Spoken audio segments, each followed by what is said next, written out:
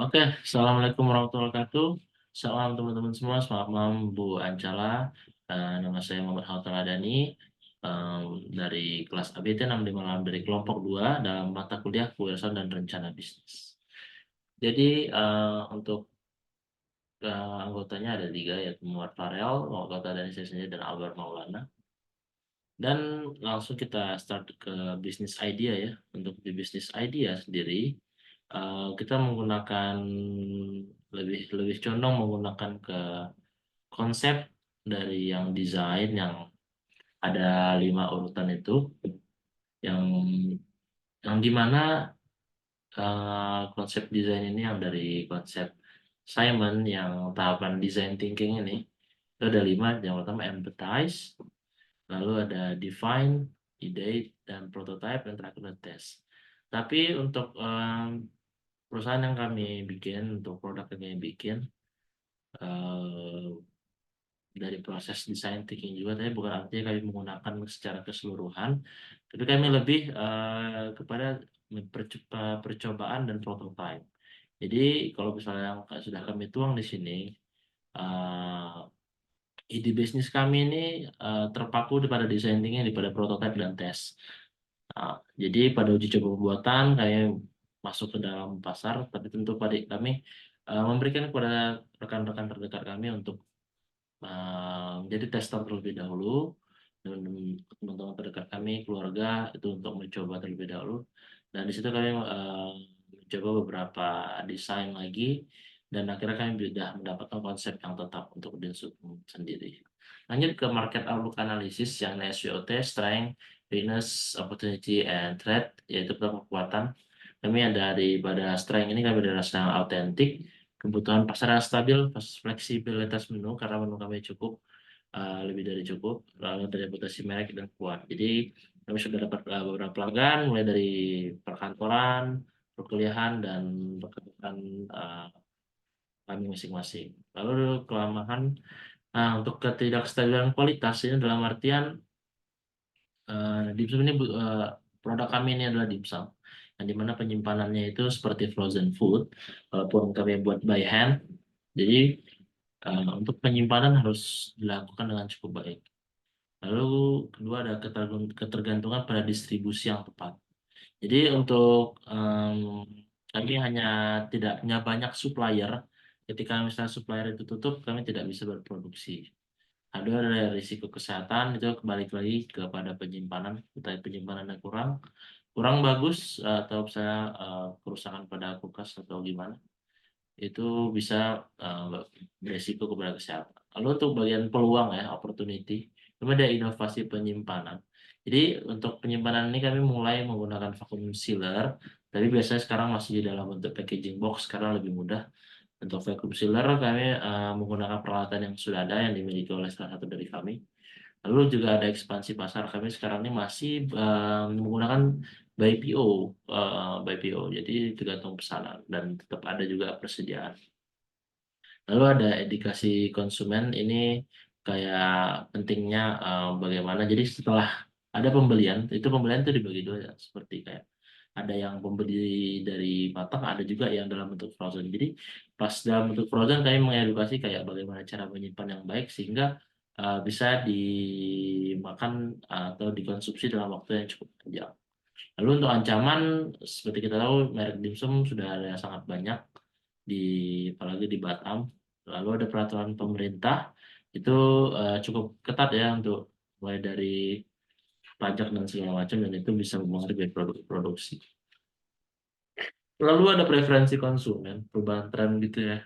Mulai kayak ada makanan-makanan baru yang menarik, itu pasti eh, banyak menjadi hambatan untuk sarang dimsum sendiri. Jadi ya SWOT ini kami sudah menyoroti tantangan dan peluang dari sarang dimsum. Dan kami harus mengembangkan strategi lagi yang cukup efektif untuk pertumbuhan keberhasilan jangka panjang. Lalu di sini ada five forces ya, jadi persaingan tinggi, kekuatan pemasok, kekuatan pelanggan, ancaman produk mengganti, ancaman pendatang baru. Itu nanti sebenarnya sedikit mirip dengan SCOT, jadi kami lewatin aja. Lalu ada analisis STP ya, segmenting. Segmenting kami ambil ada beberapa hal dari demografis, geografis, dan psikografis dan juga perilaku.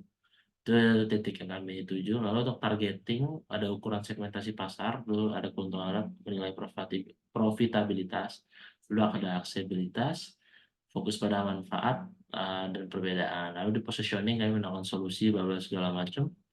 Ya ada USP, Unique Selling Proposition, ada pengiklanan juga, ada iklan menggunakan Instagram. Lalu market sizingnya ya, jadi market sizingnya itu buat kayak pilih yang bottom up. Dan jadi kayak mulai dari identifikasi pasar potensial, karena kita lihat di Batam itu cukup banyak ya yang dari kaum Tionghoa, dan juga ada banyak pendatang dari luar Batam. Jadi estimasi konsumsi rata-rata juga kita bisa lihat bahwa tingkat, karena di Batam ini banyak usia lajang dan memiliki tingkat konsumtif yang cukup tinggi. Kami buka untuk makanan atau di bidang makanan karena untuk kami itu cukup baik. Lalu penentuan harga pendapatan juga ada rata-rata porsi dimsum itu kami bisa menekan sampai yang lebih murah daripada yang biasanya. Lalu perkiraan pasar juga kami lakukan. Ya, ada estimasi presentasinya juga ada. Lalu penyesuaian variabel tertentu kayak kami masuk dalam event-event, contoh ke bazar Ramadan kemarin. Ada juga lalu ada analisis potensi pendapatan. Jadi pendapatan per tahunannya belum bisa kami prediksi karena ini masih berjalan dalam skala kecil. Lalu ada evaluasi risiko dan peluang. Itu ada risiko-risiko yang kami ingin kami hadapi. Lalu ada nine block bisnis. Itu nine block bisnis itu dari segmentasi pelanggan, proposisi nilai, saluran hubungan pelanggan, sumber pendapatan, sumber daya kunci, kegiatan kunci, kemitraan kunci, dan struktur biaya. Itu bisa dibaca nanti. Nah, untuk deskripsi kami adalah kalau berbagai macam dimsum menggunakan bahan dasar ayam berkualitas tinggi, karena kami sudah melihat sendiri dari proses penyembelihan hingga sampai ke tangan kami. Lalu ada diferensiasi dan inovasi. Dari segi kesehatan itu tidak ada menggunakan bahan kimia sama sekali ya, kecuali mungkin di cuka atau sambal itu saja. Lalu company overview, visinya menjadi destinasi favorit bagi pecinta dimsum di Kota Batam. Lalu misi kami dengan setiap suapan dimsum lain persembahan kisah inovasi dan keberlanjutan, menjadi sumber inspirasi bagi komunitas lokal dan agen perubahan dalam membangun masa depan dan berkelanjutan. Lalu ini ada single pack ya, kami contoh usahanya ya, contoh fotonya.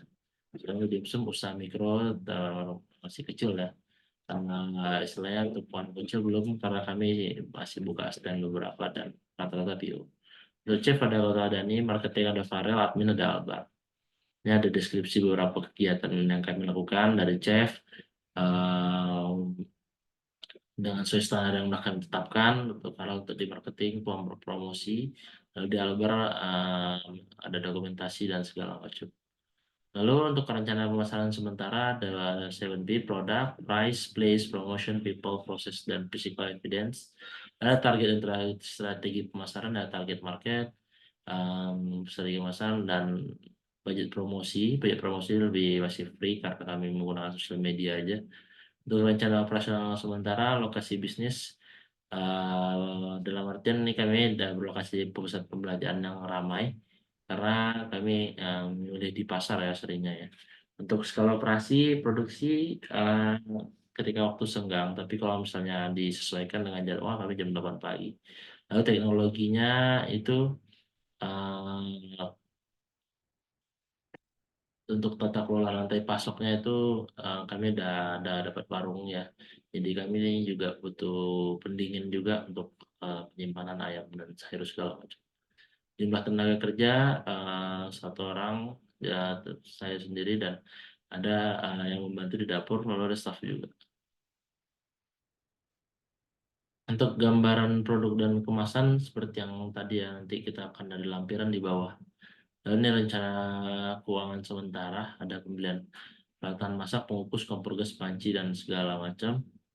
Lalu biaya renovasi, pembelian gerobak dimsum eh, sudah masuk dalam rencana tapi belum dilaksanakan. Lalu untuk modal kerja kayak bahan baku, daging, sayur, tepung, bumbu-bumbu, Lalu pendanaan modal sendiri tabungan pribadi, pinjaman dari bank keuangan tidak, jadi kami memilih pendanaan sendiri. Kemungkinan mendapatkan investasi jika itu jika mendapatkan kami akan sangat mengapresiasi. Lalu estimasi biaya produksi harga jual itu dari produksi itu mulai dari gas sampai gaji karyawan nanti. Untuk analisis pasar harga jual cukup bersaing ya dengan BEPS lain.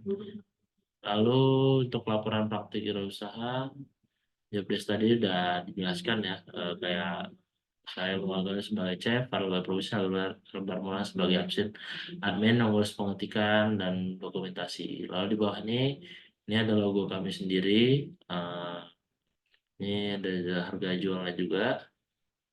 Ini yang salah satu varian yang mentai, ini yang dalam proses ya, dalam lampiran proses. Ini proses pengukusan. Dan ini ada dimsum tahu. Lalu ini ada dimsum ayam. Ini dimsum dalam bentuk ulang tahun ya. Lalu ini ada testimoni. Ini testimoni juga. Ini ada testimoni juga. Cukup ya. Udah lumayan, udah dapat testimoni dari rekan-rekan. Oke, sekian saja presentasi dari kelompok 2 dari kelas ABT 6D Malang. Saya Dani izin pamit undur diri. Terima kasih banyak.